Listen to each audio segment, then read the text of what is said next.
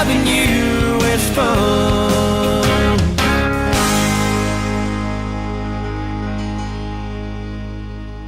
99.5 Kicks Country.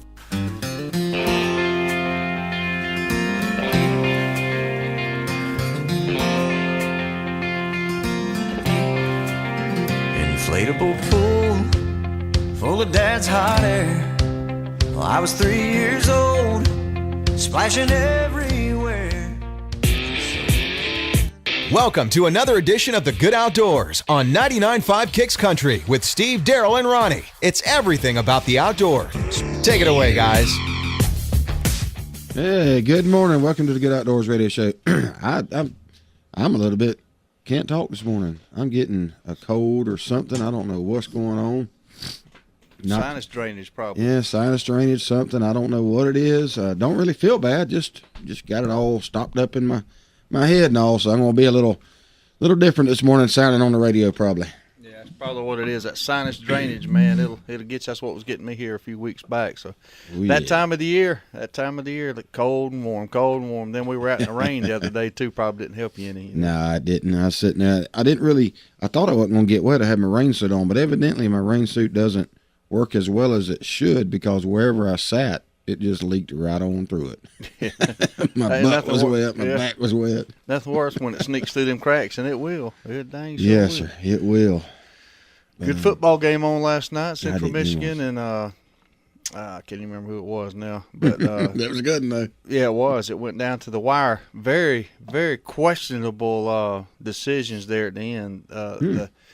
It was 24-21. The team drove down the field as time was, getting down under a minute there, and they got down to, I want to say they were on about the 25-yard line, and inexplicably, got to 4th and 2, and they were in field goal range. They had a good field goal kicker, could kick the field goal, force into overtime there. He elected to go for it, and he didn't get it, and the game was over. Just that abruptly. Wow. Yeah, it's kind of had everybody wondering, what the heck. So I don't know. If it had been one of my teams making that decision, I'd have been standing on my head. But since I didn't care about either one of them, it wasn't no big deal. Ultimately, just a head scratcher. Yeah. Western Kentucky. That's who it was. Western Kentucky. Yep, I see it on there now. And Washington and BSU played last night also. Oh yeah. 26-28 BSU. Man, hang on just a minute. I feel a little better now. Yeah, that's a rough one. What's going on with that? Hey, Thomas Gray's birthday is today. Happy birthday, Thomas Gray. What's up, Thomas? Happy birthday, man. Man, how's it feel to be 50? Hey, him and Bulldog out there driving the trucks this morning. A little bit of difference this morning and driving yesterday. Knowing we had that rain coming, and it's 34 degrees out there this morning. Feels good. Yeah, I had to put my jacket on when I come out the door this morning. Me too. A little brisk. Wore mine to work while my heater was getting ready. Yeah, we left the radio station yesterday. It was we were expecting some bad weather, and I never saw it. I think we just timed it. But when I drove in my driveway in Hayhire, I knew something had happened because I've been there quite some time, and I've never seen the ditches full. Mm-hmm. And they were full, so there was some water coming down. My wife said it woke them up. The wind howling. Mom even called and said it woke her up. So it must have got rough. And then up there around Cecil and Adel, we were getting reports of rough weather. But I believe Lake Park and Valdosta kind of just took a grazing of it here in Valdosta yesterday. It out there at work, it flooded for about 5 minutes, and I mean absolutely just flooded. You could hear it just banging the building, and then it just rained. Yep. Which is good. I mean, we need the rain. We sure didn't need the wind and all that mess. We sure needed the rain. No, we didn't. But we did escape the bad weather, so we're thankful for that. Yes, we did. Now we got some more rain coming later in the week, I believe, from what I'm hearing. That old wet, rainy, cold winter weather, it's here now, I believe. It's it'll come and go a little bit, but winter's here now. It's ain't no avoiding it. It's late getting here, I think, but we knew it was coming, so we can't complain too. Maybe since it's getting here later to get out of here early. I hope so. I mean, I want some good cold weather this year. I don't want it to not be good cold weather. No, well, the seasons are just screwed up here. I don't know what's going on, but it's not just here; it's across the country. Last year it was weird. I was watching what was it? I can't remember the hunting show I was watching last night, but they were talking about they were hunting a late muzzleloader season in January, and normally it's it's really cold, snow all on the ground, and it was 55 degrees. Mm-hmm. So it's all over the country. It's just in different years what's happening. Yep. This year it may be just totally snow up there. It may be 4 foot of snow. It may be the winter like they're supposed to have. Yep. Just didn't have it last year. I don't know if it's El Nino, El Franco, or Huo, or what-o. Yeah, ain't no telling what it was. And then you got Russia. I saw in the news last night Russia's going to have the coldest winter in 20 years. Really? Yeah, so it's globally, I guess it's, shifting, goes back and forth. But it's, all it does is screws up our deer hunting when it stays too warm. Then we start waiting for it to get springtime so we can go fishing, and then it just drags on and on and on and screws up a good spring, bass bed or something like that. And turkey hunting. Turkey hunting. Right. We got some college football games tonight on, too. San Jose State and BGU. Who the heck is BGU? That'd be Bowling Green University. Is that who it is? Yep. I've never seen them say BGU. Cincy and Duke, Baylor and UCLA. That'd be a good game. Yeah, I think that'll be the game to watch tonight if you want to watch that. It wouldn't shock me if Baylor pulled the upset on that one. Well, that's the 3 games. That's Big 12 and the Pac-12. That's the 3 games today. First one's at 3 p.m. today, Bowling Green and San Jose State. The next one's 6:30 p.m., Cincy and Duke. And then Baylor and UCLA at 9:45. I guarantee you I won't be watching that one. Yep. I'll have to read about it in the morning. Yeah, ain't no use in staying up for that. Then the next night I was looking to see what games were coming up. And, 28th we got a few. We got Texas Tech. Yeah. Texas Tech plays to 28th. Yeah, it'll be a big weekend. Friday, right? Today, what is today? Wednesday, Thursday? Today is Thursday. Yeah, Thursday. Friday. I can watch Texas Tech. I might can stay up, still go hunting Saturday morning. Yeah, I don't know what the weather's going to be this weekend, but it's getting down where you don't have too many more weekends to go. So if you're going to get it done, you better get it. That might be something Saturday. We talk about a little bit as some late season whitetail tactics. Yep, that's what we're going to cover today. Late season whitetail tactics. I can't even talk this morning. A lot of people chiming in. Daryl Sample's back with us this morning. I want to welcome him back. How you doing, Daryl? I'm doing real good. Good, man. I'm glad to see you back. He took a little vacation down to Tampa. Brought me a newspaper back. On the front page of this Tampa Bay Times, and this was Friday, December 21st. Gun sales on the rise in Florida. Yeah, that's a pretty good one. Requests for background checks for new buyers have increased, especially for assault rifles. That's been going on all across the country, too, man. Mm-hmm. People are buying them up. One thing's coming up is the fiscal cliff. People are scared of what's going to happen. Are we going to go over the fiscal cliff? Are taxes going up? And some people are going ahead and buying their guns now while they have a little extra money. That's why you didn't buy, your Christmas sales was down. Everybody's worried. Yeah, I saw something on the news yesterday trying to, calculate what it means to the actual individual, worker.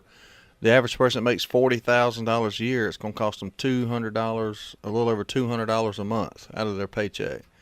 When these tax, between the Obamacare and then the rise in the payroll taxes, it's going to cost you a couple $100 a month. People don't think that's much. That's $50 a week. That's $50 a week. That's gas in your gas tank, Mm-hmm. And then not only that, here's where the thing's going to get complicated. The people whose income has taken a hit because of these taxes that are in small business, they've got to raise their prices. Mm-hmm. Guess who buys from them people? It's me and you. So it's incalculable what it's going to cost. It's going to hurt the country. Not to mention the fact the whole time this is going on, the debt is increasing.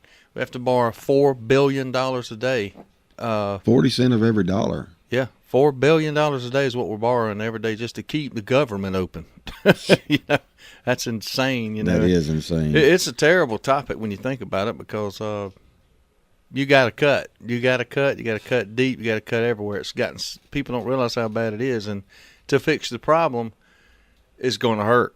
It's going to hurt. So you got two paths. You either go down the path to correct it and take the lick so your kids and your grandkids can have a better place, or you ignore the problem and and let it get worse than it is, either way, it's gonna leave a mark. Trust me, it's not going to be good. No matter who got elected or who didn't get elected, it's going to hurt. The question is how hard is it going to hurt, and how soon is it going to start hurting? That's the question.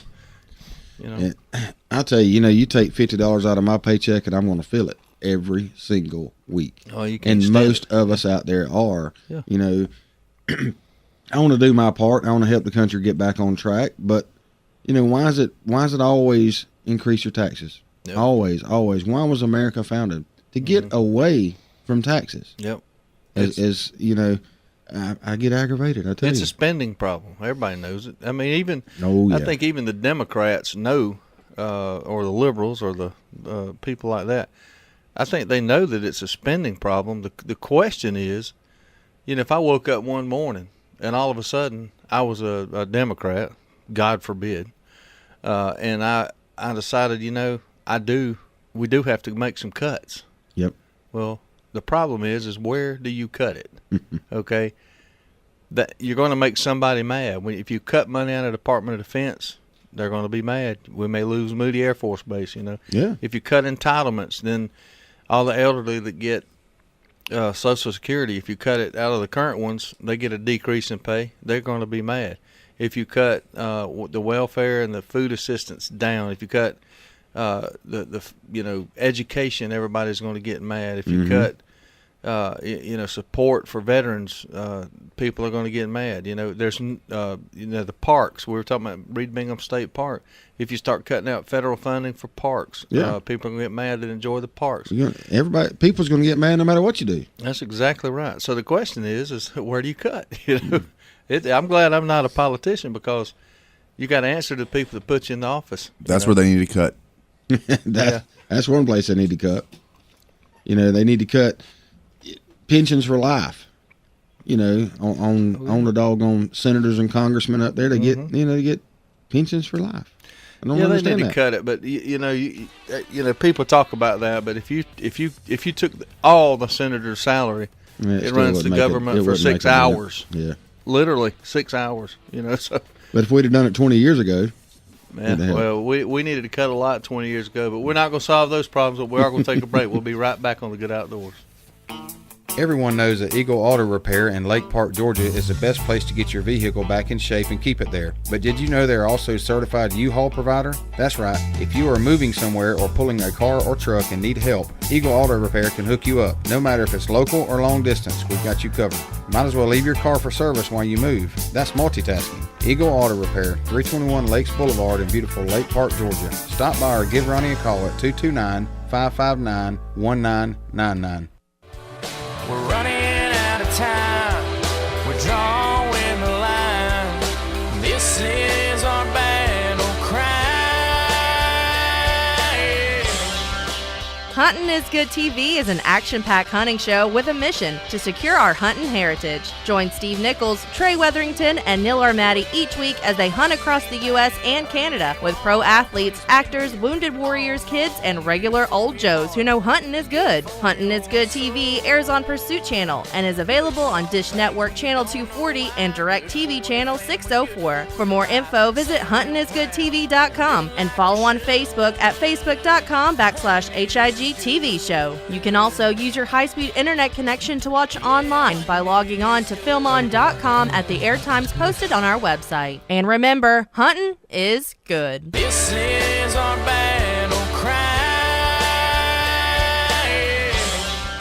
Southern Ocean Sports at 1607 North Ashley Street, Valdosta has been the South's premier dive shop for over 26 years. SOS is a NAUI accredited dive shop and teaches everything from open water dive classes right up to instructor. Come learn to dive with Dave Stone of the History Channel's hit show Axemen. Southern Ocean Sports also has a complete line of paintball guns and accessories, as well as the only skateboard shop in town. Stop by Southern Ocean Sports at 1607 North Ashley Street, Valdosta, or give them a call at 229-244-4084.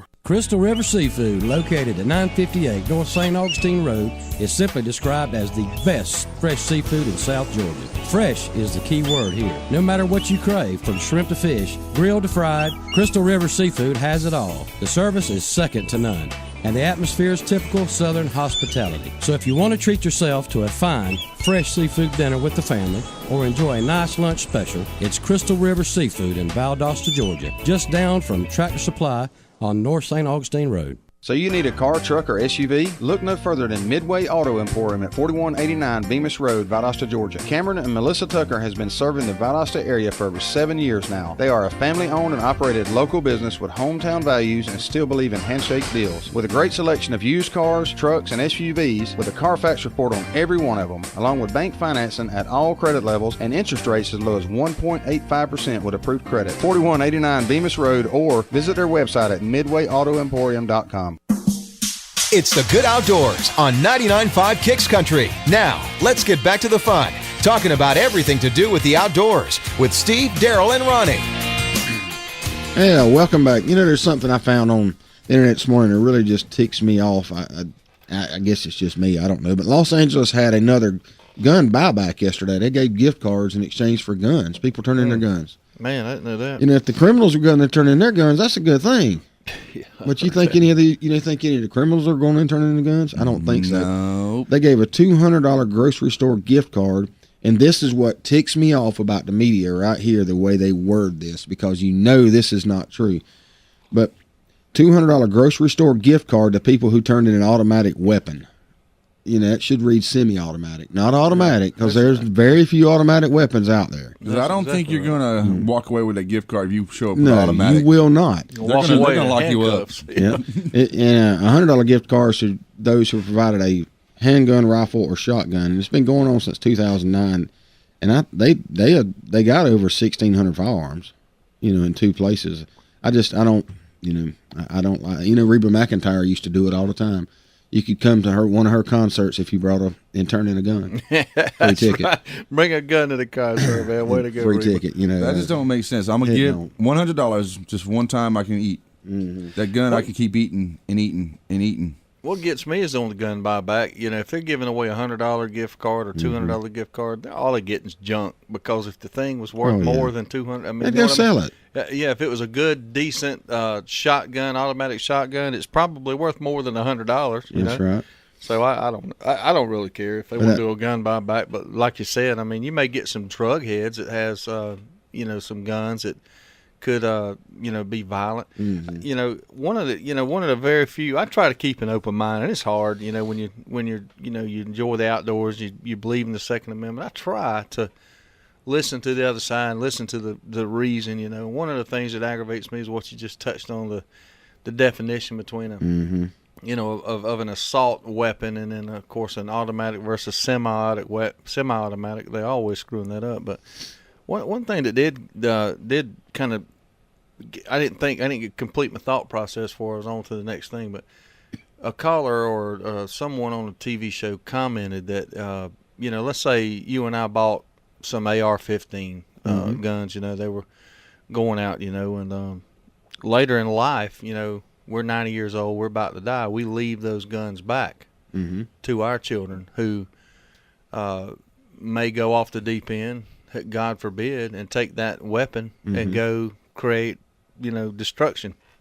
And one of the things I did think about was, what happens to guns? When you a lot of estates and places that they get older, they leave those weapons behind, and maybe when a will was written, back in when your son was 14, 15, 16, you thought, man, I'm gonna leave him my old gun that my dad left me, and you go on 30 years, and you don't never change a will, and that guy starts having mental problems, and things like that, and he ends up with that gun.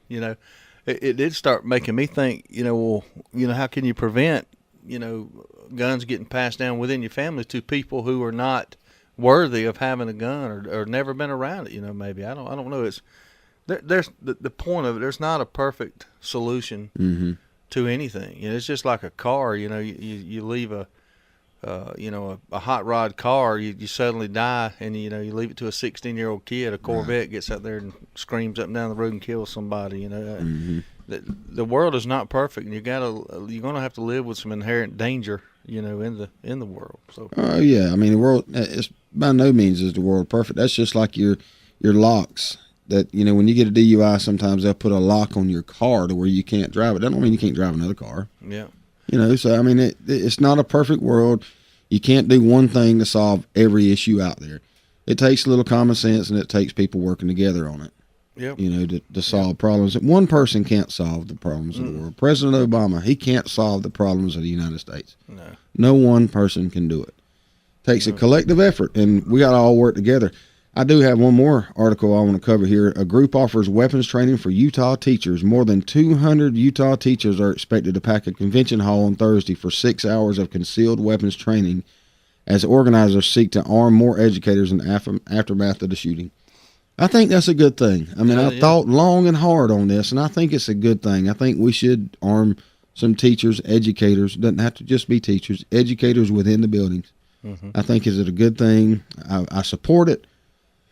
The teachers understand that something has to change too. More teachers are out there supporting it. Even, I've even heard on TV, teachers that are not gun owners are interested in being protected and protecting their children. So it's a movement that's catching on. I don't know how far to go, but we'll see. We'll see just how far it will go. Yeah, I was on that from day one in support of it, but it's not.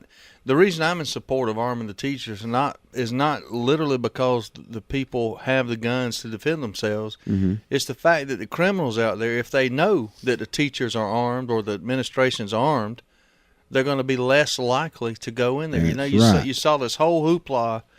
There's so much going on, man. We ain't even talked about the NBC News anchor who's in hot water for having a clip. We'll get to that. But, a newspaper up in New York published a dadgum article naming the gun owners, in that particular area. They published an article in the newspaper that says, hey, these people own a gun, these people do not. And, man, it has created an uproar of magnitude beyond belief. The proponents of it say, hey, now they're not going to rob my house. They know I own a gun. They're going to go next door because they know Fred over there don't own a gun. Well, conversely, now some of the gun owners are mad because, now you've told them I own guns, and now they're going to break into my house when I'm not there and steal my guns. So it's created such a thing. You think about the sex offender list, when you rightfully so, these idiots that create these heinous crimes or do these heinous crimes on children, they're put on a sex offender registry, published in the paper, and everybody knows who that is. Well, now this paper has taken gun owners and listed them out there and saying, hey, they're trying to put them in a bad light. Hey, don't go over there. They own a gun. They own a gun. It's almost like they're trying to make them look bad. Whereas I wear it as a badge of honor. I would fly a banner on my truck that says, hey, I'm a proud owner of a gun. But some people look at it. Look at me going down the road with my banner flying and say, oh, look at that guy. He owns a gun. He's an idiot, So depending on what side of the coin you're on, it's a good or bad thing. But it's a major discussion about that. Oh, and that was the New York Times that done that published the names. But you know what? They got them back because I just posted it on Facebook. So I saw it yesterday. Somebody else on Facebook posted the names, addresses, everything of the people that the reporter, the CEO of the parent company, and the editor of the newspaper. Yeah. And I just reposted it for them. Yeah. Well, that's got what their home and everything on there. Then I watched another show on TV where people in a round table discussion, and some of them are on one side of the issue, some on the other, but the question come up, the one guy goes, it's just a simple question. Are the neighborhoods where people own guns, are they safer than the neighborhoods that don't? And to me, that's a very easy question to answer when you look at the statistics. By far, the armed neighborhoods are more safe. And it's not even an argument. Yes, it's not. And yet, there you go. The idiot on the other side of the coin over there was saying, oh, no, it's a lot safer. Me, I don't own a gun. They scare me. I don't want to own a gun. Okay? Well, your neighborhood, the crime rate's about 25% higher than in the neighborhood that the buddy over there saying, I own a gun, Well, and that's, if something happens to that person that's crying about not wanting to own a gun, who's the first person they're going to turn to? Mm-hmm. They're going to say, hey, man, help me out. We know you have a gun. How about help me out? Yeah. It's just a catch-22. In their definition of a perfect world, nobody would own a gun, period. Yeah, not even the criminals. Not even the criminals, and that's just not going to happen. It's just not. It's just not ever going to happen. Nah. It's just not. You might as well forget about it. Let's work together. Let's do the background checks. Let's enforce the law. Here's the thing. The guy shot the firefighters, had murdered someone 19 years prior to that, I believe it was, mm-hmm. or gotten out of jail 19 years prior to that for murdering somebody with a hammer. Yep. Why is he out? Yep, that's the problem. Why is he out? If you kill somebody, lock them up, throw them away the key. I mean, I'm gonna say it. The first thing I would say is if you took their life, I don't want to get the whole death penalty discussion. Let's just keep it this way. There is no circumstances, whether you're for the death penalty or you're not, if someone takes some other person's life, they should never see the light of day ever again. There should be no parole. Put them to death, whatever the case may be, whatever side of the coin you're on that issue, doesn't matter here in this discussion. Yep. They should never see the light of day again. If it's self-defense, if it's an accident or whatever, go through the legal process. But if they are tried and convicted, DNA evidence, and it's a no-brainer beyond reasonable doubt, then you should never get out of jail. Nope. I mean, let's go. All this money we spend, heck, let's spend some more. Let's go buy an island over there. That's right. Put them on the island, let them fend for themselves, build walls around it, drop food in there, let them find. Who cares? That's right. Don't give them TV. You're talking about money. Well, we can't afford to house them. Yeah, you can. Get rid of the luxuries. Don't worry about the daggum cable television. Quit educating them. Quit educating. Giving them a daggum library to study and become a law. Ridiculous. A law degree. Get a law degree while you're in prison. Mm-hmm. On the taxpayer's back. Yeah, man, right. It's terrible what our justice system has turned into. Yeah.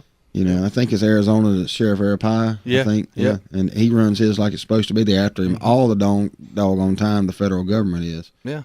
And he makes them wear pink jumpsuits and sleep in tents. What's wrong with that? Ain't nothing wrong with it. Nothing. Our military's doing it. Yeah. I don't see nothing wrong with it.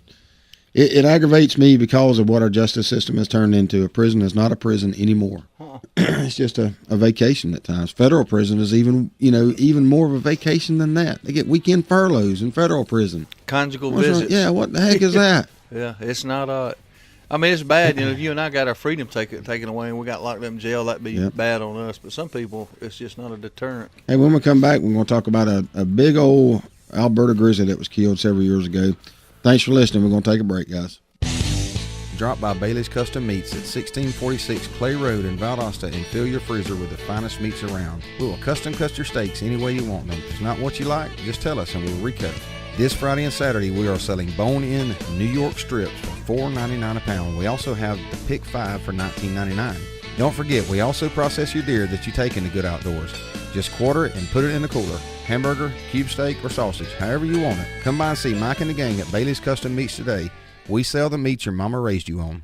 Triangle Discount Corner is a true discount and convenience store located at the intersection of River Street and St. Augustine Road. It's very easy to zip in and zip right back out. Triangle Discount Corner is all about convenience and discounts. Ice cold beverages, coffee, snacks, last minute needs, or filling up that gas tank in a flash is what we're all about. Wheel into Triangle Discount Corner today and tell them you listen to the Good Outdoors on Kicks Country 99.5 and get you a nice hot cup of coffee for a quarter. But you got to get there before 9 a.m. That's Triangle Discount Corner at the corner of River Street and St. Augustine in Valdosta. Horizon RV in Lake Park, Georgia is your family-friendly RV dealer. Horizon carries a great selection of new as well as pre-owned RVs. Horizon owner BK Eisen created an RV dealership with a strong focus on its customers and the personal service it provides. The complete line of Coachman Freedom travel trailers is simply unbelievable, and the RV accessory and service department is second to none. If you need financing, Horizon RV has the best RV financing in Georgia. So stop by Horizon RV at 5343 Mill Store Road in Lake Park, Georgia, and take an RV to the Good Outdoors.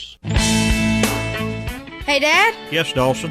Is there a limit on how many clay pigeons you can shoot? Well, son, you really don't kill a clay pigeon since it's not alive to begin with. Is there a limit on how many skeets you can shoot? No, Dawson, there is not a limit. Usually here at Southwind Sporting Clays and Quail, we just see how many we can hit. And they are not called skeet, but I will explain that later. Well, it wouldn't really matter if there was a limit for you. Dawson, just because I run Southwind doesn't mean I shoot all the time. That's not what I mean, Dad. But what do you mean, Dawson? If there was a limit, you wouldn't ever be in danger of going over it. Are you saying I'm a bad shot? Maybe you just need more practice.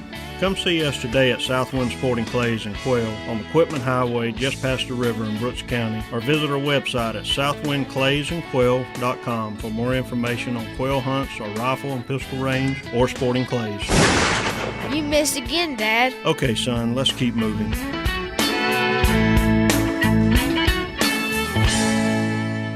Sweet Tea Smokehouse, Adel, baby. Stop by for lunch Monday through Friday, and Teresa will sit you down to the absolute finest barbecue sandwich you can find. Located a quarter-mile north of Cook County Ford in Adel, Georgia, Sweet Tea Smokehouse has the finest pork ribs and chicken in South Georgia. Teresa just introduced her new chicken wings to the public, and I'm telling you, they are a life-changing event. Sweet Tea Smokehouse is also open every Thursday and Friday evening from 5 p.m. to 9 p.m. Stop by Sweet Tea Smokehouse at 701 South Hutchinson Avenue, Adel, or call your order ahead at 229-896-1665. It's the Good Outdoors on 99.5 Kicks Country. Now, let's get back to the fun, talking about everything to do with the outdoors with Steve, Daryl, and Ronnie. Hey, welcome back.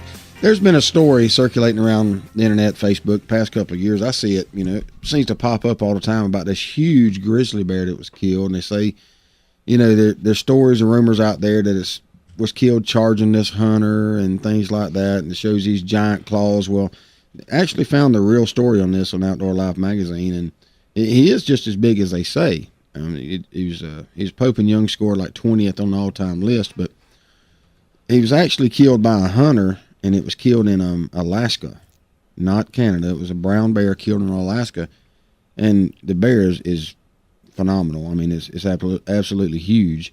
Has this claw there, and it looks like it's 12 inches wide, I guess. Or his paw there is 12 inches wide, looks like, but the claws are 5 to 7 inches long. Golly. Yeah, and they go through, and the hunter actually tells of the hunt, and how they seen him a mile away, and they didn't need binoculars for this bear to see how big he was. And I mean, he's that big. I think he was 1,100 pounds. I believe is what they said. As big as an elk. Yeah, he's huge. And they said they walked in there to where he went into the bushes at, and they couldn't see but like 30 feet, and all of a sudden he stood up right over there on their left, and he stood up on his hind legs. He said, "I'm 6'4", and this bear just stood up by a tree and made the tree look little. And he couldn't get a shot, and the bear chomped his teeth one time and took off running away from him to get away. So they chased after him and got a good, clean shot. And he shot, and then his guy that was with him shot. Both of them hit him, and one more shot apiece, they put him down. But this thing is just unbelievable, man. He's huge. I mean, I can't imagine something like that. I can't either, man. 5 to 7 inch claws. He took one swipe, he'd cut you in half. He could cut you in half. He really could. That's a beast. He was 29. The bear skull scored 29 and 5/16. The Fish and Game aged the bear at 18 years old. Man, his hide squirted out at 9 feet and 11 inches. And I can't imagine, man. Said in his prime, he was probably bigger than that. Can you believe that? That is incredible. You see that picture, just his head, how big his head is compared to those guys. It's incredible. And I've seen that picture too through the years, and I just always marvel at the size of those claws, man. He just could tear the logs open, searching for food. and 5 and 7 inches long. Golly. Man, it's just unbelievable. That's scary. I'm glad that we hunt down here where there ain't a whole lot of, a lot of things that can tear you apart like that. I know it. Man, I ain't gonna be able to talk tomorrow, am I? I'm gonna lose my voice. Buddy Paul McSwain just texted me and asked me if the bear was as big as Bigfoot. I believe that I believe that bear could give old Bigfoot a tussle. That's probably why I ain't no big feets up in Alaska, because that bear would take care of them. Yeah, that's the main source of food for a grizzly like that are Bigfoots. Denver Godwin just posted on here. Good morning, guys. It's finally the weekend for me. What? Finally the weekend. He must be off. He must be having a long weekend. Man. Today's Thursday. He's got a long Thursday, Friday, Saturday, Sunday weekend. That he's on some sort of shift. I don't know that. That's pretty good though. Hey, get out and enjoy the weekend, man. For you, get out and enjoy the weekend. and get in the outdoors, do some hunting, some fishing, or whatever you want to do. Get out there and do something outdoors. Yeah, if you're going to go hunting, you better find a late season food source because it's tough That's out what there we're right gonna now. talk about. Lowndes County, Paul just texted me there. I know he hunts in Brooks County a lot and up around up there north of Albany, I believe it is. But I think you got to be on a food plot and hope for the best right now. It's getting tough. It's late in the game. We don't have but a couple of weekends left to hunt. I'd hate to know somebody said, "Hey, look, I'll give you $1 million if you can shoot me a Pope and Young buck over the last 2 weekends." I'd run myself silly trying to figure out how to do that. I ain't been able to do it all year. It's one of them years, Yeah, but yeah, you're exactly right. Late season, everybody tells you get, especially in northern states, it's more than it is down here, but it also works down here. You get on these food plots because now we've had a few frost, we've had some cold, we've had some rain. The acres are starting to rot. The deer are going to rely more heavily on what's easiest for them to find to eat, and that's going to be anything you've planted. Or with natural. the corn. Yeah, with the corn you can throw out and get them coming in, but nocturnal's the word, plus you're battling when you got down to the last few weeks of the season, you're battling weather, you're battling food source situation, you're battling the moon phase. Yep. Mainly the weather. I mean, can you imagine sitting in your tree yesterday afternoon with the wind blowing 25 miles an hour? I thought about it, and I said, no. Yeah, I thought about it for about a split second myself. And I know I had some buddies in the woods hunting, and I don't think any of them saw a deer with the exception of Sam over at the Hooch. There's just so many deer over there, you're going to see them. So, but he didn't see any shooters. Yeah. Him and Cannon, his son, was sitting there and trying to get Cannonball on the old buck. So maybe they'll have better luck today. I know he's off the rest of the week as well. I don't know what we're doing stuck up here at the radio station. I know. Is Jim Morgan coming in this morning, Daryl? Do you know? Is he coming in today after us? I don't know. They might have I know Chris. the week off. Yeah, Chris Beckham's off for the week. It's the holidays. It's hard telling. Yeah, when you get a high powered, super duper successful radio show, you can take off the week after Christmas and headed to New Year. So no, that's his dedication. He doesn't take none off during the year. He's saying that for this time. Okay. Well, I think we've done pretty good. We haven't taken many days off. We took Christmas Eve off, and of course Christmas Day. I took a week off to go hunting. Yeah, you did. But the show went on. That's right. I've been out when I went off hunting. You stood in there for me. So we generally make the old saying the show must go on come true. But even we need a break, and when we do, we play a rerun. But if you're going to get out there and hunt now, you've got to hunt food sources. It's all about the food. I mean, deer have to eat to keep up their body heat. The bucks are trying to put on fat to survive the winter because they've run a lot of their fat off during the rut. That's what I've been doing is putting on my fat for the winter. You both. I've gained about 10 pounds. I should be able to make it. Yeah, just go out there and find a food source, whether it's something you planted, corn you poured out, minerals, whatever it is, whatever the food source is. If it's something natural, a field that an old field of corn that they're out there digging up, or soybeans, find a trail going to it and hunt it. And also, if you're going to hunt around bedding areas, especially if you work in any hilly areas, we don't have that much problem around here, but a deer's a lot of times going to bed facing south. Yep. For the sun to hit them, and to warm them up, keep them warm. And this time of year, and we've been doing this as hunting the fronts. We just hadn't been doing it right, I guess. I don't know. We just hadn't been able to get out there at the right time ahead or behind one of these cold fronts that's moving through. It's all about timing. It's all about timing. You got to hit it right. It's a crapshoot sometimes, but I think the food plot placement comes into play a lot later in the year. If you got it in a spot that's kind of got thick planted pines surrounding it or close to a bedding area, they're going to be more prone to ease out there. The size and the shape of the food plot is also a big deal. A big wide open field. They tend to get up there and stage and come out after dark in the late season, but a well constructed, small, tight food plot in the right area. And another thing too, if you haven't, I use the term killing plots versus hunting plots. In years past, we would make a food plot that during doe days and all, you take the kids, you shoot, does and stuff like that. Those are killing plots, and you may occasionally see a buck during the rut on those plots, but you need to have some honey hole plots where you don't shoot. Yes, sir. You just don't shoot, and then it'll pay off during the later year.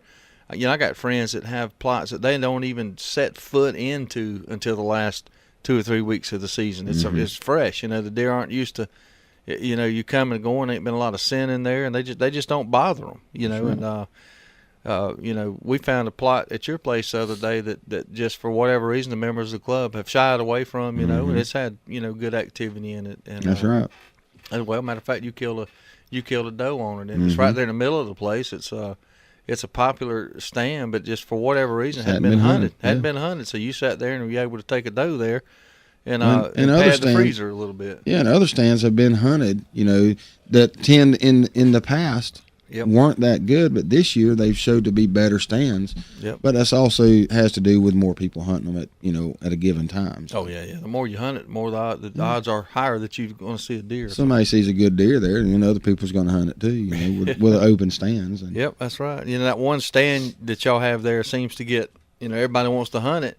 Therefore, most of the deer have been killed on it. You know, the guy shot some does there the other day, and from a keeping score standpoint, that one's got more kills, more sightings, but it's also because it's been hunted more. Got more people hunting. Right. Exactly right.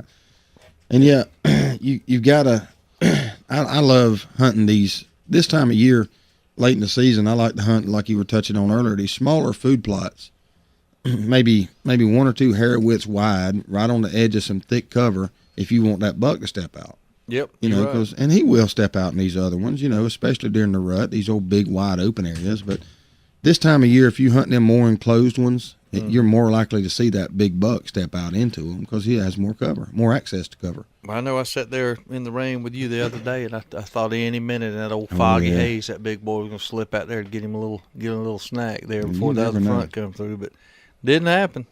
No, but I'm thinking about going this afternoon. Maybe that depends on how I feel today and how the weather. It's going to be good and cool, so I may get out there this afternoon, but I put my camera, actually, Sunday. I went and put it on one of the food plots, on one of the feeders, and I just want to see what's coming in there at night. You know, it's pretty active on that food plot. I want to see what's coming in there and get, I got 3 other cameras in the woods too, but they're in the woods. I hadn't checked them in about a month and a half. Well, you and I spent some time riding around out there. You know, we're planning for next year. Yep. We're thinking about, what we're going to do next year, and that's part of your strategy. This is the first year that you were in that club, so you're learning things. Next year, I believe fully, if history repeats itself, the tactics we use when we hunt. Yes, sir. Next year's late season efforts are going to be better than this year's because you're going to know what they're doing. You're going to have you set up, and it's just going to you take that information you learn during the course of the season and you apply it to the following season. And there's some things that you can't predict, the weather and all that, but some things are consistent. And you'll have areas that you don't pressure, and they'll be good later in the year. And, that's right. If my plan pans out next year where I want to put my food plot, I believe I'll have a good killing hole like you had talked about. Yep. So. But yeah, it's coming up on another break this morning. Maybe, and when the phone lines are open, we'll take some calls when we get back. But maybe my voice will get better too. Thanks for listening, guys. We're going to take a break. You are a hunter. You probably hunt from a tree. If you do, you owe it to your family to use a safety harness. Hunter's Safety System has been providing hunters with a safe way to hunt for over 10 years. Many companies have created vests since, but Hunter's Safety System is still number one. There are styles that fit men, women, and children of all shapes and sizes. Do not climb a tree without vests and products from Hunter Safety System. You get no second chance. Visit huntersafetysystem.com. Saving lives is what they do.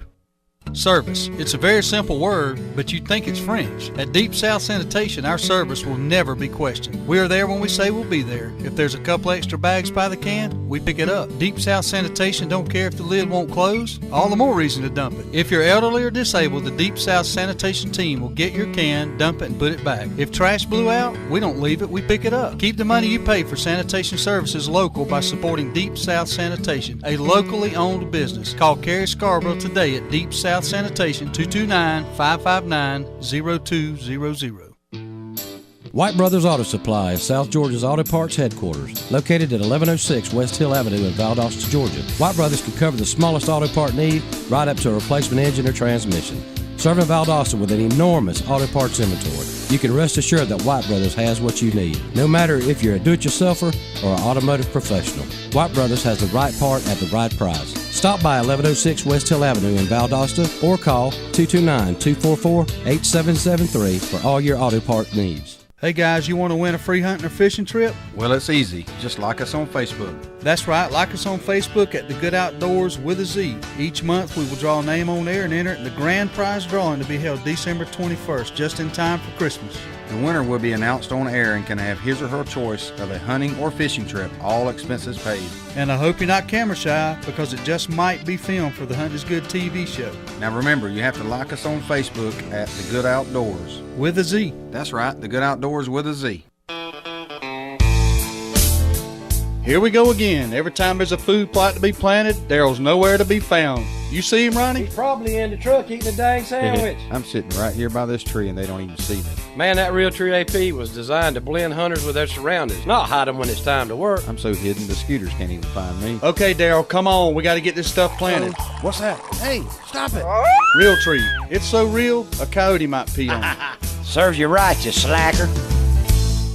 Hey y'all, have you heard about Carter & Sons Produce? Farm fresh produce as always, plus the all-new Carter & Sons Butcher Shop is now open. Hand-cut meats, top-grade selections, plus all the fixings. It just doesn't get much better than that. Stop by today to pick up everything you need for your family's dinner table. And don't forget, find us on Facebook, Carter & Sons Produce and Butcher Shop, voted #1 in South Georgia for a reason. 1500A, South Patterson Street, Valdosta. Y'all come see us. You're listening to The Good Outdoors with Steve, Daryl, and Ronnie on 99.5 Kicks Country. Now, let's get back to the fun. Good morning. We're back here on The Good Outdoors. We're glad to have you listening to us on your radio dial. I know that people are headed to work this morning. Some are heading to the old hunting area, and that's the only reason that Paul McSwain's got to be up at 5 o'clock in the morning. He's got to be headed to the. A lot of people are off this week, and they're not even listening. You know, that's the thing. They're not even around. Some of them are out of town. Yeah. You know, which that makes me even more mad. You know that not only is nobody listening, they're sleeping in, they're off, and we're working. But, yeah. Well, I know that we got the weather report coming up. We got our buddy Ronnie Colbert. He's had surgery there. We were kidding him about it, but we wish him the best. Well, I think we got a call coming in. We'll take it real quick. Good morning, caller. You're on there on The Good Outdoors. How you doing? I'm wonderful. Not everybody's sleeping, y'all. Yeah, that's good to know. We do have one out there, huh? Yeah. What in the heck are you doing up this early? I'm working. That's what I'm doing. Working. Well, that's a good thing there. That's a good result. If you're going to get up and do something constructive, at least it's making you some money, hopefully. Yeah. It's your man from Boston. All right. Oh, yeah. Deal. I know what you're working on this morning. Yeah. You're working on trying to make the city some money, ain't you? I hear you. Did you have a good Christmas, man? I worked at Christmas, but yeah, it was good.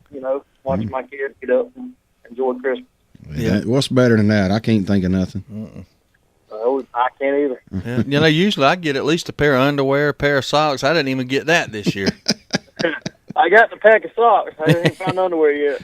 Yeah, that's right. Socks and underwear seems to be a staple. Used to when I was in the insurance business years ago, I could always count on my mother-in-law getting me a tie every year. That was always a thing. But that's better than soap on a rope if you think about it.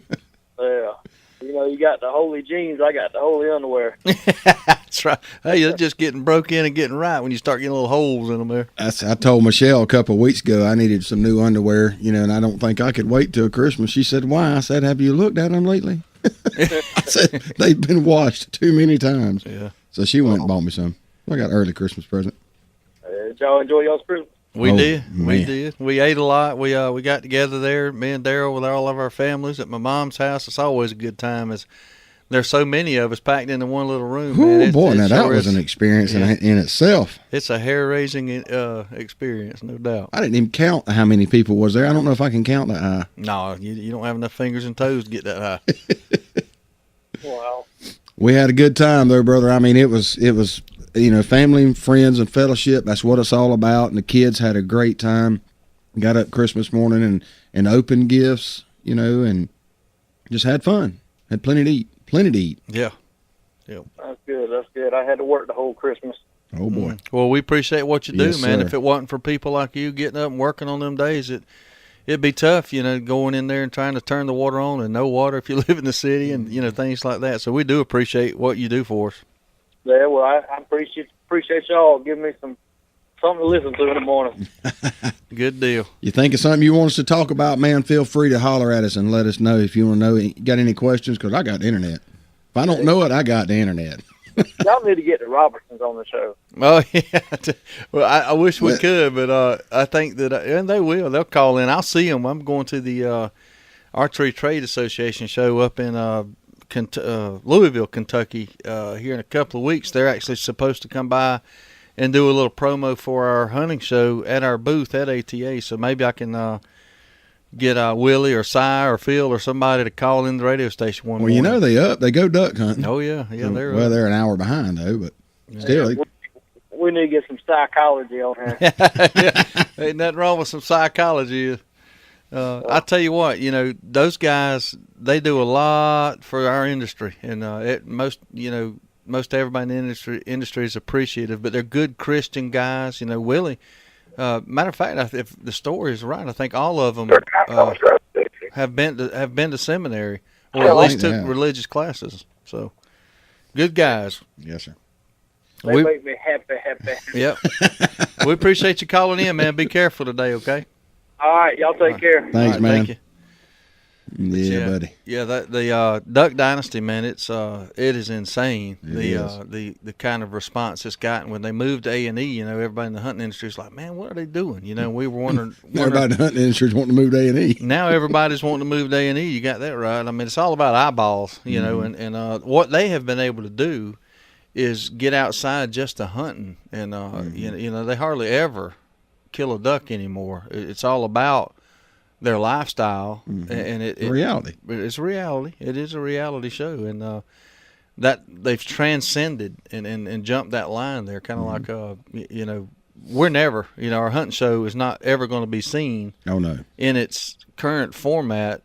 Like we air on Pursuit or Sportsman or Outdoor Channel, it's not going to get in the mainstream. They're going to have to alternate, and you're going to have to go more of a fact-based reality teaching type show. But as far as an entertaining hunting, harvesting show, that's not going to cross the line there. And I think that's where our industry's a little bit up in there. And then you got some, you got one network buying the other network. Sportsman now owns Outdoor Channel, creating a monopoly almost. So we don't know what's going to happen in our industry. I know some days I get up, I'm excited about it, and as you well know, some days I get up and I want to get out of it, and it's not easy.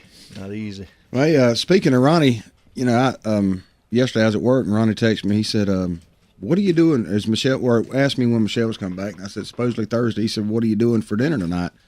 And I started smiling because I knew what was coming. I said, "I don't have any plans." Why? He said, "Fried chicken, my house, 6 o'clock." So at 5:30, I showed up. I didn't want to miss it. I'm wondering how I didn't get that invite.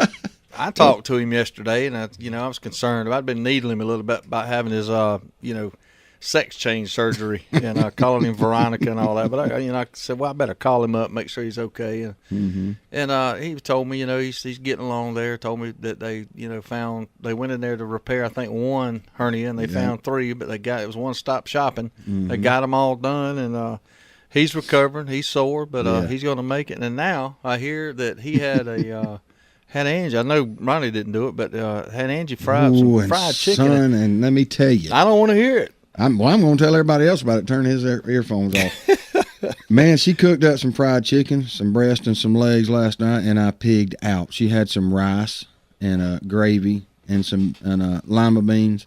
And let me tell you, man, it was good. They felt sorry for me because they knew I was probably going to be eating fast food is what they thought. And little did they know I had some deer meat in the crock pot cooking all day, but I just left that at the house. I'll eat that tonight. And, man, I ate till I couldn't eat no more. I think I ate 3 pieces of chicken and 2 platefuls of rice and beans. And it was good. It was good. I wouldn't have cared if you'd have choked on a bone, brother. And Ronnie, he's getting around better. He's getting up and down. He still has some pain, of course. They cut him real big. Yeah, when you're late to go, to the other side, you got to pay the price. Yeah, that's right. He's getting along real good, doing a lot better. And in honor of him, we're going to do the Rusty Nut Weather Report again today, brought to you by Powerhouse Outdoor Equipment. Right now it's 39 degrees outside, winds about 5 miles an hour. Going to get up to a whopping 61 degrees today, and winds around 7 miles an hour all day long, and then 35 again tonight. So we got some good cool conditions. Mm-hmm. And then Friday, 66 degrees, and then we got some weather moving in Saturday, 51 degrees Friday night. Saturday, they're calling for 70% chance of rain here with a 64-degree high. But then when that rain moves out, Saturday night's 34 degrees. So I don't know. You know, I'd love to hunt Thursday, Friday, Saturday, and Sunday. I don't know when I'm going to be able to hunt, but it'd be a good time to get out there. But Sunday, only a high of 57 degrees, so it's going to be cooling off some. The winds are not going to be near as bad as they were yesterday. That's good. Yeah, it'll be all right. That wind, it needs to, I don't know. You go out west, the wind, it just has no effect on the deer. Well, they're used to it. They're used to it because it blows all the time. But down here, it seems to me like that wind starts getting up 5-10 miles an hour, you might as well hang it up. Yep. The deer paranoid. They think every bush in the world out there after them. It waves and they, oh my God, they get out. What was of that? there. What was that? Yeah, what was that? They're paranoid. But, oh yeah, and got all the scent. Out here too, down in the south, there's a lot more people. You have a lot more scent around, blowing in and out than you do out west. Yep. A lot more open areas out there for it to dissipate. And but down here, that's just my theory. Who cares about my theory? Yeah, I like a little. I don't even want to call it wind or breeze, but a little air movement. I like to feel the air moving, preferably in my face, and that's a confidence factor. You're sitting up there, and I know they're not going to smell me. With the wind, you can just feel it breeze or a little push there in your face. That's a good thing. It keeps a lot of times too when I'm using scent. I like to put it out in a manner where I believe that the wind's blowing that scent down into an area. Mm-hmm. That old big buck might smell it. Speaking of scents, that leads me to the T3 tip of the day. It's brought to you by T3 Outdoors on Perimeter Road. Go there, man. Judd's got some after Christmas specials on hunting equipment. Right now is the time to buy your hunting equipment. They put it on clearance and they get rid of it because they want it to sit on the shelf between now and next deer season. So if you got any late season needs, ground blinds, deer stands, guns, bows, arrows, anything to do with hunting, go buy T3 Outdoors. But deer scent. The doe and heat lures, estrus lures, and all that are pretty much ineffective at this point right now. So the tip of the day is to use just some natural scents like tarsal scents and interdigital scents and things like that. Mm-hmm. Drag them into your stand on the way to a food source, and what you're hoping to accomplish is to create a sense of curiosity for that old buck. He'll smell it. He'll smell another deer in the area. He associates that deer with probably moving towards food. He may his curiosity might get the best of him. Follow that scent trail into that food plot to check out, see what's going on in the food plot. So still use deer scents, but use some more natural scents, maybe even some food type scents, acorn scents and things like that to just arouse their curiosity. So deer scent still can work this time of year. It's just you probably need to, it's probably not going to scare them away if you use extra scent, but it's not going. They know the difference. They're not going to respond to it too much this time of year. So lay your scent trail down onto a food plot. We're going to take a break. We'll be right back. You're listening to The Good Outdoors on 99.5 Kicks Country. Fisherman's Paradise. The mention of the name makes me want to get out on the water. Fisherman's Paradise at 2031 Bemis Road, Valdosta, has been serving South Georgia and North Florida for over 12 years. A huge selection of rods by Shimano, reels, fishing line, lures, you name it. I counted over 600 different types of Zoom plastic worms alone. They got Culprit, Assassin Salt, Berkeley Gulp, Reaction, and on and on. They got topwater, crankbaits, spinners, and one of my favorites, the rattle trap. From hooks to corks and sinkers to minnows, shiners, and live worms, Fisherman's Paradise can send you to the lake, pond, or river with total confidence. Dave and Judy Leonard want to thank everyone from Bainbridge to Nahunta, from Perry, Georgia to Perry, Florida, and everywhere in between for making them the fisherman's choice. If personal, knowledgeable, one-on-one attention is what you need, stop by Fisherman's Paradise at 2031 Bemis Road, Valdosta. I promise you this, the fish will hate you for it. That's Fisherman's Paradise, proud sponsor of The Good Outdoors.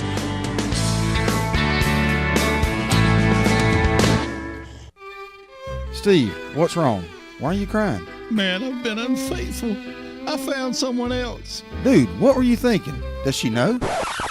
What? Not on my wife, you knucklehead. Then what are you talking about? I've eaten the same pizza for years, but I went to Marco's Pizza a few weeks back, and when I crave pizza, it's Marco's at 4320 Kings Way behind Cass Perch and Pipkin Motors. Man, I've been hitting that place from day one. Pizzas, wings, cheesy breads, salads, sandwiches, it's all incredibly delicious. It sure is, and have you tried those Marco's chicken dippers? Oh my gosh, are those things out of this world. They have specials every day, and what a great place for the family. Marco's is the place to be for food, and my personal favorite is I get to watch SpongeBob on the TVs located right there on the table. Visit Marco's Pizza on Kings Way in Valdosta today. Hot delivery and quick carryout also available. That's Marco's Authentic Italian Pizza. Give them a call at 229-245-9595. Val Optics on Patterson Street in Valdosta, Georgia has been providing 1-hour service for 25 years. From eyeglass repair to eye exams conducted by one of 2 on-site optometrists, Val Optics is there for all of your eyesight concerns. There is no need for an appointment, and most insurances are accepted. Val Optics also accepts outside prescriptions. So if you need eyeglass repair or an eye exam, stop by Val Optics at 601 North Patterson Street, Valdosta, Georgia. 25 years in business says it all. So you need a car, truck, or SUV? Look no further than Midway Auto Emporium at 4189 Bemis Road, Valdosta, Georgia. Cameron and Melissa Tucker has been serving the Valdosta area for over 7 years now. They are a family-owned and operated local business with hometown values and still believe in handshake deals. With a great selection of used cars, trucks, and SUVs, with a Carfax report on every one of them, along with bank financing at all credit levels and interest rates as low as 1.85% with approved credit. 4189 Bemis Road, or visit their website at midwayautoemporium.com. You're listening to The Good Outdoors with Steve, Daryl, and Ronnie on 99.5 Kicks Country. Now, let's get back to the fun. Yeah, welcome back this morning to The Good Outdoors here on Black Crow Studios. I had to get my headphones back on there, man. Got some people chiming in. Ryan Hughes this morning says he's going out to slay some ducks. Good luck, man. Send me a picture. Let me know how many you get. Dimmer Godwin, he come on there. He said he's off every Friday, Saturday, and Sunday. That's pretty nice. I believe I'd like a job like that every Friday, Saturday, and Sunday. And Ashley Coombs, I don't know what's up with Ashley Coombs. Ashley is a hockey fan. He evidently is a hockey fan, and I didn't picture him to be a hockey fan. Well, I mean, you don't see too many down here in South Georgia. Well, I guess that's why. There's nothing wrong with you. Yeah, ice sports just don't mix down here when it gets 105. You know, I don't. But he wants the National Hockey League to get their act together. He's ready to watch some hockey, and I may have to watch a game or two. There's good fighting going on in it. That might be pretty interesting, I guess. I don't know. Everybody has told me that if you ever go to watch a hockey game, that you'll enjoy it. I hadn't, I'll watch, I ain't gonna say watch, I'll pay attention a little bit to it when the Olympics are on, and, the Miracle on Ice back in, when we beat Russia, and matter of fact, I don't even think that was a gold medal game, but I think we beat Russia to get to the gold medal game, and actually making correct me on that if I'm wrong, but, that put hockey on the map in the United States. That thing, it opened up a whole new audience, but, they've been on strike for months. They've canceled games right on into January, and it's just not a topic of conversation at the water cooler around here in South Georgia. Now, when the NBA threatens to strike, or the NFL or Major League Baseball, you hear about it. You don't go around town and not hear somebody talking about it. But I ain't heard a peep. Ashley is the first person that has commented on on wanting hockey to come back. Well, I bet you there's another one out there. I just thought about this, and evidently he's off this week. He's not listening either. But Chad, I bet you he's a daggum hockey. Being from the North, like he probably knows about hockey. He's weird like that. He's weird like that. And he likes Arkansas, so he needs some help anyway. That'd be a pretty. Evidently, he's not listening. That'd be a pretty fun game for us to sit here and name all the hockey fans we absolutely know, and I know two. I'm sitting there thinking, racking my brain. I do know two. I only know one. Yeah, Ashley, obviously. And then Chris Hart, a buddy of mine from Moultrie, is actually a diehard hockey fan to the point he likes to, wear hockey jerseys and stuff like that. And he's talking about a 45-year-old man. He's weird. He's not even he's not even from the North. He was born and raised in Berlin, Georgia. We got a call. This ought to be interesting. Good morning, caller. I just wanted to let you know they are somebody out here listening to you. I'm above Dawson, Georgia. Dawson, Georgia. Headed to Lumpkin going hunting. 10-4, man. Good deal. How far away are y'all able to people able to pick y'all up? Do you think? Well, I know northward up I-75, you can go up to just about Warner Robins and still get us, and then all the way almost to the Alabama line, dead west. But where you're going, I don't know how far to go that way. But it really? Well, I'm about probably 10 miles above Dawson, Georgia, right now. That's pretty good deal. Good and deal. you loud and clear. Man, that's good to know. I'm glad. Just wanted to let y'all know that. How's your deer season been going so far? Well, my girlfriend's had better luck than I have. I've only seen 2 and got 1, and she's got 3, and I've got a couple hogs. Well, that's good. It's cold this morning, so sit with her. Well, she's still in the bed at the house. Oh, okay. Yeah, she's But got. now I have to admit, now we've had more hogs over here in Lumpkin than I've ever seen in the last 12 years combined. Yeah, they're spreading like I've wildfire. seen more this year ever. Period.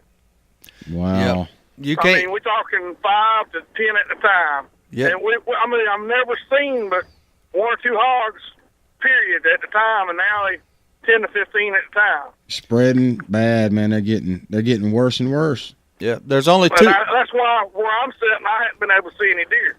Well, there's only 2 types of land. There's land that has hogs and lands that they just hadn't gotten to yet. You know what I mean? That's not true. Yeah. That's the way it is. Them hogs, shoot them all. Well, I just wanted to let y'all know y'all loud and clear this high up so far. Hey, we appreciate that, man. Appreciate it. Good luck. Take it easy. Good luck. Yeah, I tell you, the 99.5 signals, 100,000 watts broadcasting right here from the Black Crow Studios in Valdosta, Georgia. It's got to reach. It's got to reach, man. Got to reach. Yeah, you want to get the word out, we can reach them. Sure can. Yeah. And appreciate y'all calling in, 229-253-0995. Talk about duck hunting. You know, we got the place to duck hunt. I just needed to figure out when the season goes out. Ryan, if you're out there listening, you know when the season goes out, or anybody else knows when duck season goes out, let me know, because if it's a good time, we might get out there in the hunting club.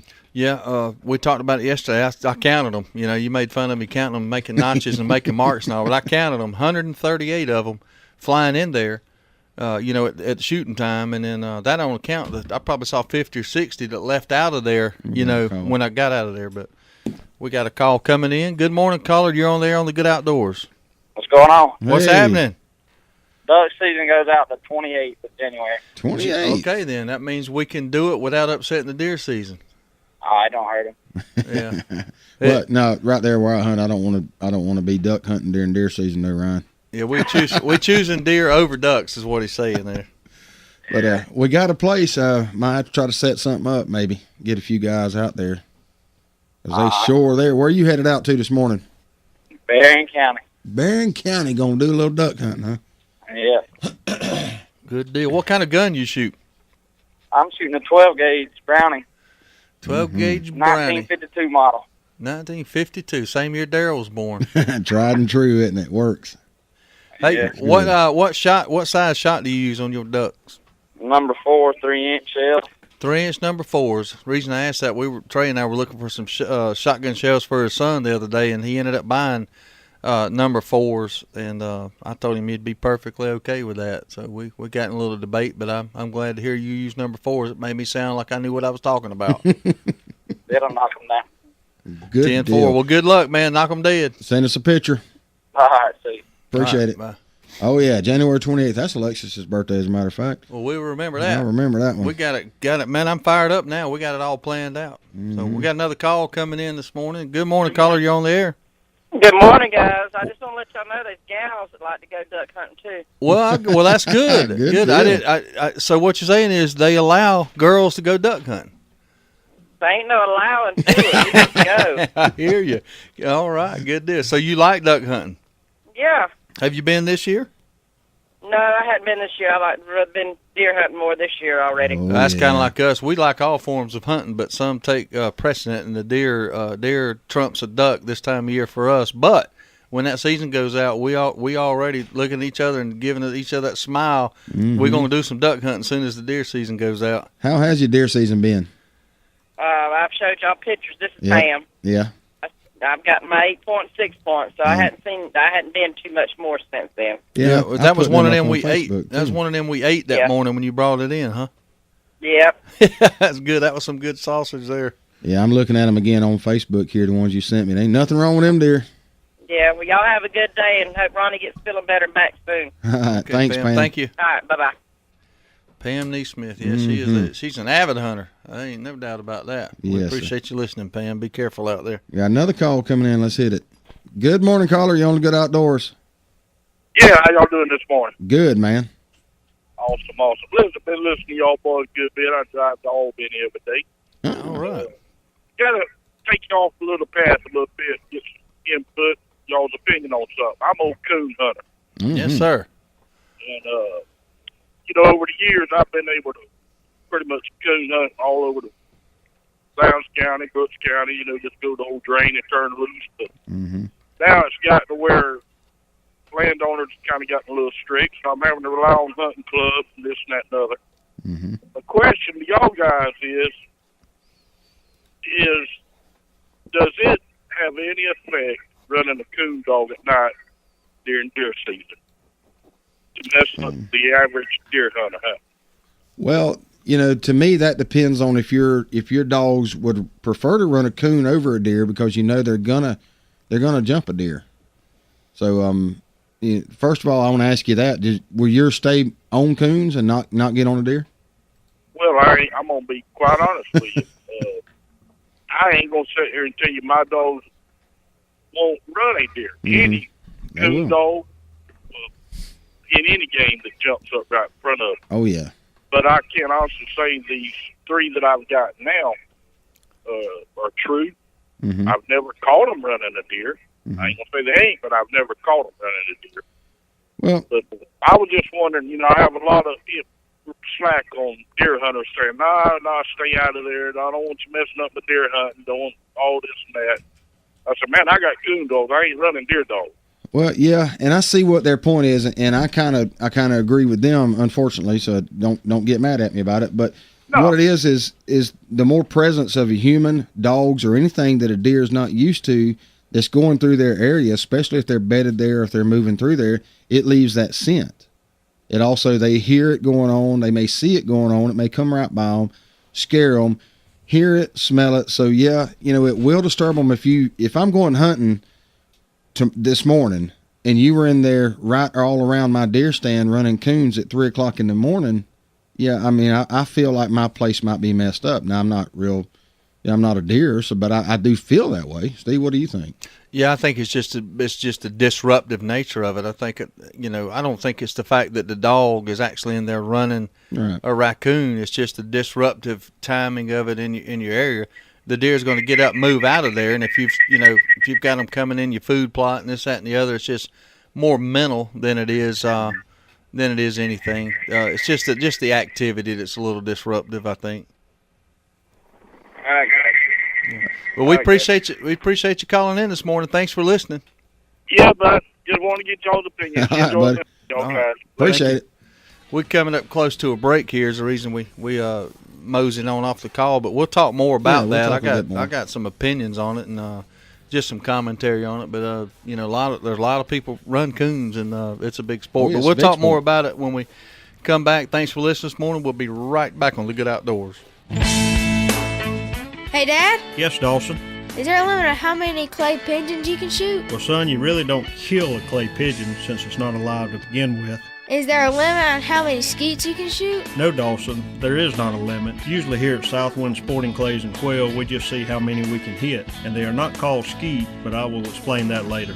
Well, it wouldn't really matter if there was a limit for you. Dawson, just because I run Southwind doesn't mean I shoot all the time. That's not what I mean, Dad. But what do you mean, Dawson? If there was a limit, you wouldn't ever be in danger of going over it. Are you saying I'm a bad shot? Maybe you just need more practice.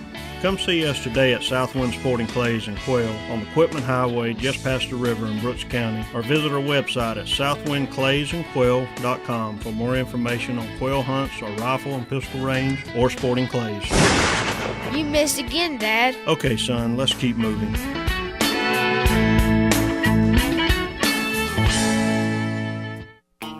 Everyone knows that Eagle Auto Repair in Lake Park, Georgia is the best place to get your vehicle back in shape and keep it there. But did you know they're also a certified U-Haul provider? That's right. If you are moving somewhere or pulling a car or truck and need help, Eagle Auto Repair can hook you up. No matter if it's local or long distance, we've got you covered.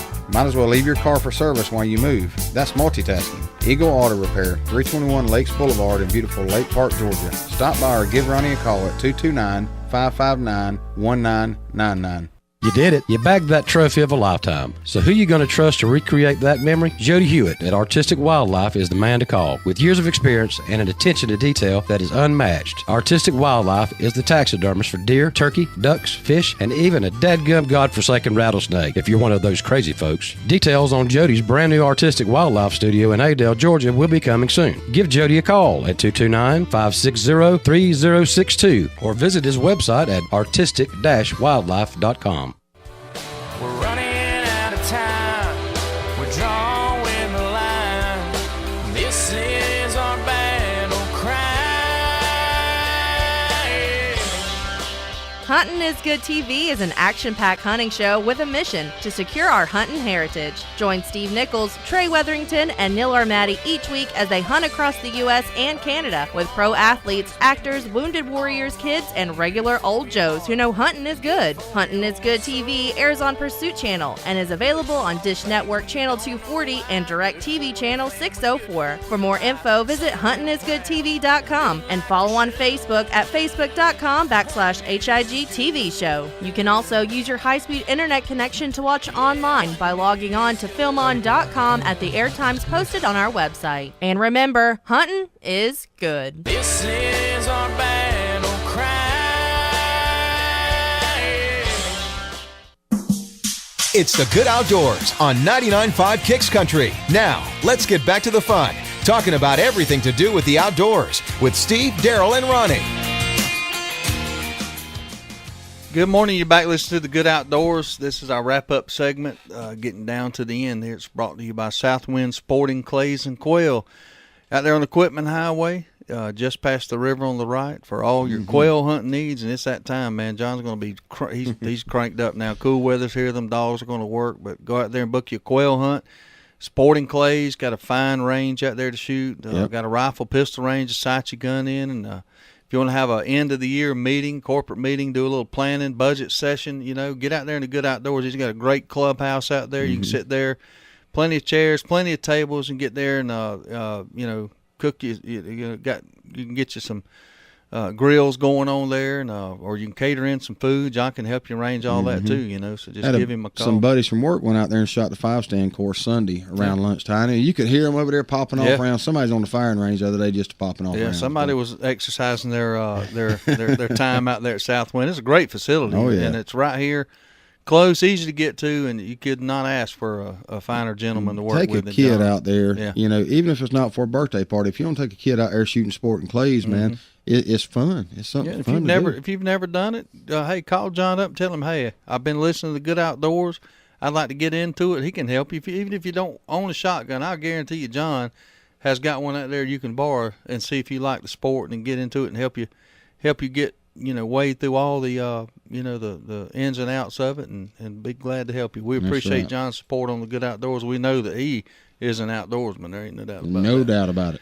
Gentleman called in about the coon hunting and wanted to know if if we thought it was bad, and it's gotten really bad. I know what he's talking about. Used to when we were growing up, Dad ran trap lines for coons, and I don't think that he ever really asked for permission. I think it was just something that nobody minded. We just bail off in a creek drainage and go put out 10 or 12 traps and come check them early the next morning, and we'd get the hides and this, that, and the other, and then people would set out and run coons up on Uncle WR's land right there in the mill pond in Cecil. And they just did it. They just run them through there, and I remember me and Trey being up there and messing around, and we'd see them down there, and we'd come back and tell Uncle WR, hey, there's somebody down there. Oh, that's just some coon hunters. And it was just okay, and nobody had a problem. But now, with intense management of deer, and whitetail getting so insanely popular, and the price of leases going up, people just are not, that they're reluctant to let you run your coon hounds at night during the deer season because, you know, they're scared it's going to mess up the deer hunting, or, you know, or maybe the dog's going to get off the coon and run the deer. I got mixed emotions about it. I've seen deer. Deer are not really that afraid of a dog. No, they're now, not. if the dog starts chasing him, of course he's going to run. But as far as the interaction between the dog and the deer, I've seen that, you know, dogs have zero effect on deer. And then I've been down there in the flatwoods, you know, where they're running deer with dogs, and they come by at Mach 4 because the pack of hounds is after them. But you know, I don't know. It's just, I think times have changed and it's evolved. But we got a call coming in. We'll take real quick. Good morning, caller. You on there on the Good Outdoors?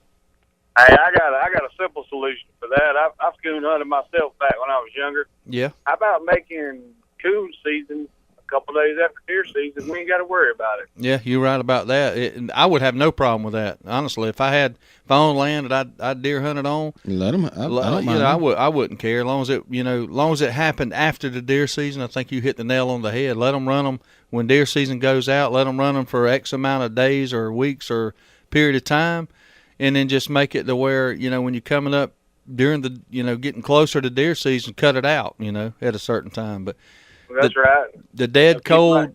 The dead cold of the winter is probably, that's when a coon hunter wants to get out and run coons, I would imagine. Right. So that's a good solution. I don't think a lot of people.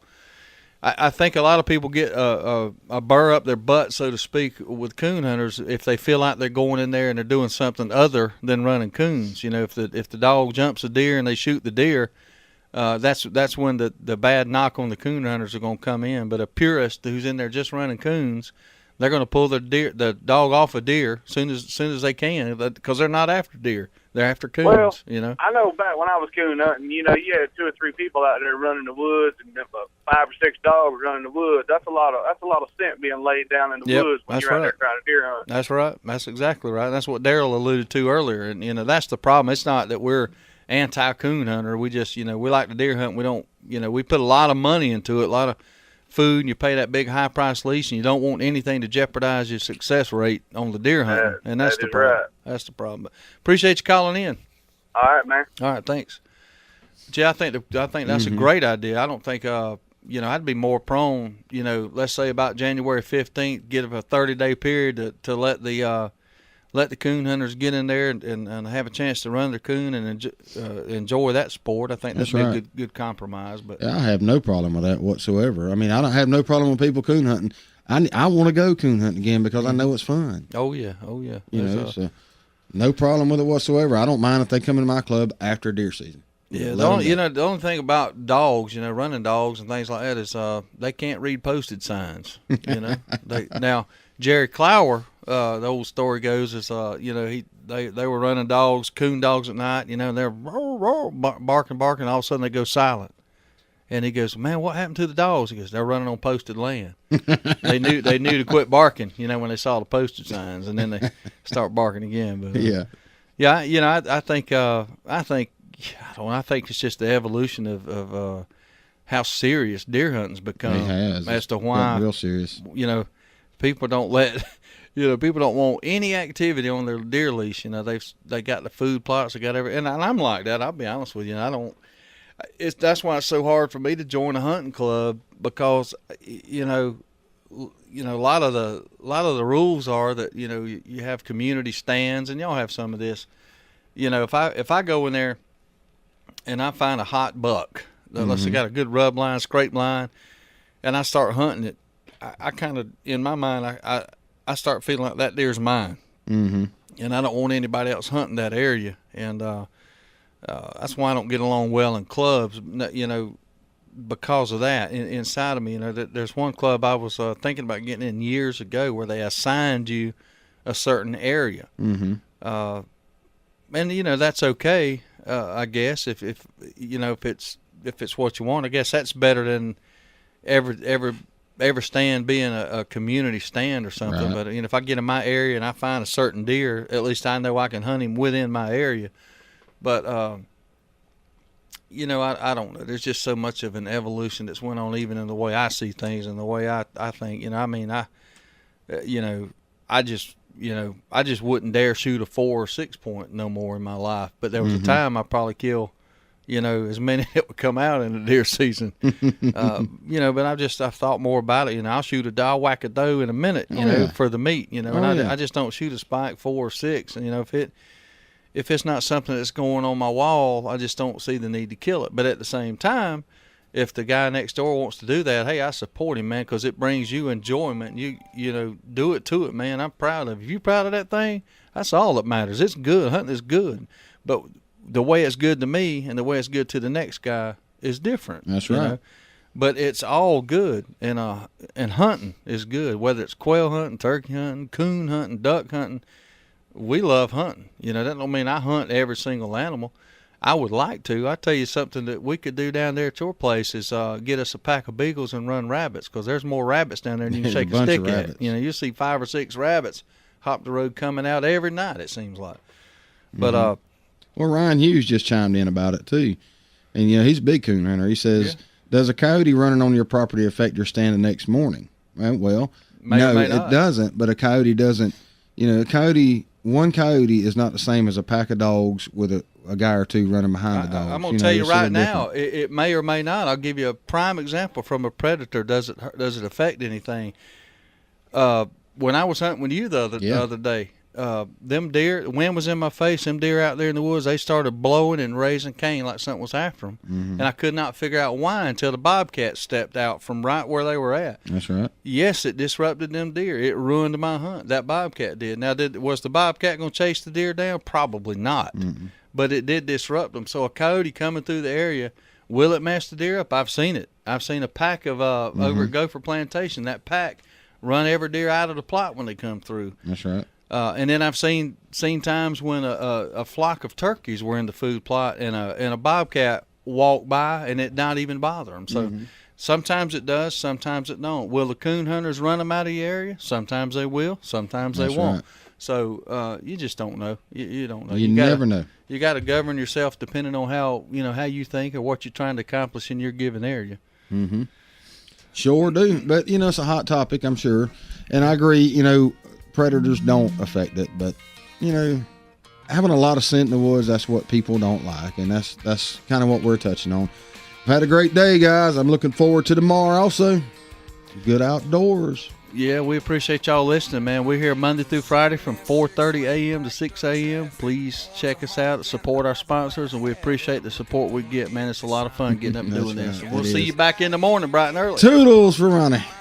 You've been listening to The Good Outdoors on 99.5 Kicks Country with Steve, Daryl, and Ronnie. Join us every weekday at 4:30 when we'll do it again.